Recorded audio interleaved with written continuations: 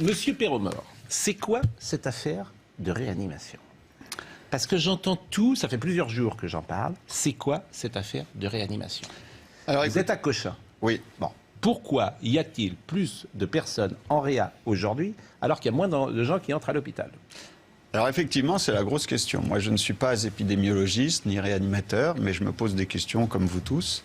Et je regarde les chiffres. Je regarde Covid Tracker, qui sont les données officielles de Santé publique France. Et je m'aperçois que depuis plusieurs semaines, les admissions à l'hôpital, dans les services conventionnels, baissent.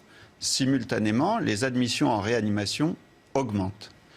Et donc, il y a une discordance et personne n'est capable de me l'expliquer. Moi, je vois... Ça veut dire quoi, personne n'est capable de vous l'expliquer? Je pose des questions aux réanimateurs. Et qu'est-ce qu'ils vous disent? Eh bien, ils ne me disent rien de particulier. Donc, il y a deux hypothèses, à mon avis, sur la table. Soit le nouveau variant anglais est beaucoup plus agressif. Il touche des personnes plus jeunes qui, d'emblée, ont des formes plus graves et donc arrivent en réanimation directement sans passer par la case hospitalisation conventionnelle. C'est ce qu'a dit un peu Olivier Véran hier soir. Ce qui me paraît un peu tendancieux. Soit on a modifié dans certains services, dans certains endroits, les critères d'admission en réanimation.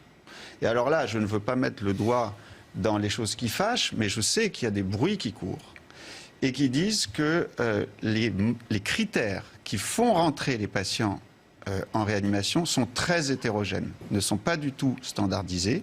Et certaines mauvaises langues disent, moi je ne suis pas là pour juger, que dans certaines réanimations, eh bien, on ferait rentrer des patients qui pourraient très bien aller dans des services conventionnels. Expliquez-moi quel serait l'objectif de faire rentrer des patients qui ne mériteraient pas la réa en réa.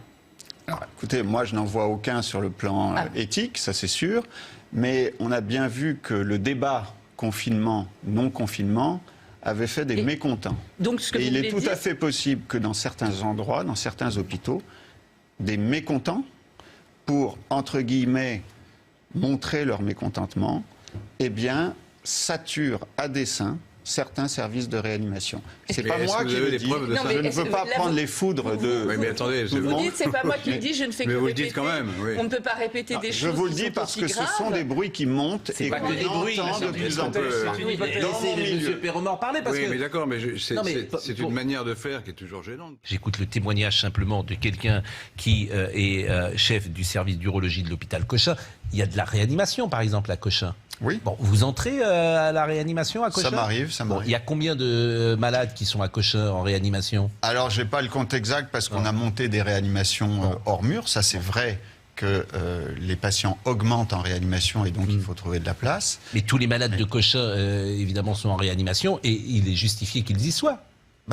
Oui, mais enfin, certains patients, à mon avis, pourraient être, je ne suis pas réanimateur, mais ils pourraient être en hospitalisation conventionnelle puisqu'ils ont simplement un masque à oxygène.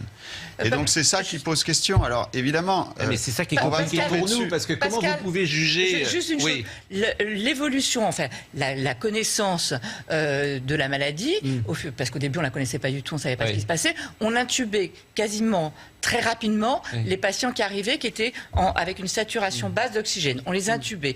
On s'est aperçu qu'on avait trop intubé et maintenant ce qu'on fait c'est l'oxygénation, on la fait par des lunettes nasales. Non mais c'est pas le fait de plus voir de machine qui doit vous faire dire il ne mérite pas d'être en réa. C'est monsieur, enfin...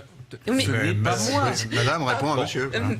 Donc, moi, ce qui m'intéresse, c'est pourquoi, je reprends les arguments de Brigitte, pourquoi vous dites que vous voyez des gens en réanimation à Cochin et vous vous dites que ces gens ne devraient pas y être? Parce que ce que vous êtes dit, vous êtes médecin, c'est un peu sur quels critères vous... Quand on discute avec certains réanimateurs, alors je vais encore me faire incendier, mais c'est vrai que les indications d'admission de certaines personnes en réanimation sont un peu floues, elles ne sont pas toujours standardisées et je peux vous dire, même si c'est pas mon métier et même si je vais me faire engueuler, que dans certains endroits, on met des patients, pour des raisons très diverses, on met des patients en réanimation alors qu'ils pourraient relever d'une hospitalisation conventionnelle. Parfois, c'est tout simplement parce qu'on n'a pas de lit en hospitalisation conventionnelle, par exemple, mais des fois, certains supposent que c'est parce que les indications sont un peu mouvantes. D'accord, bon, on l'a dit, redit, on ferme la parenthèse, c'est votre témoignage.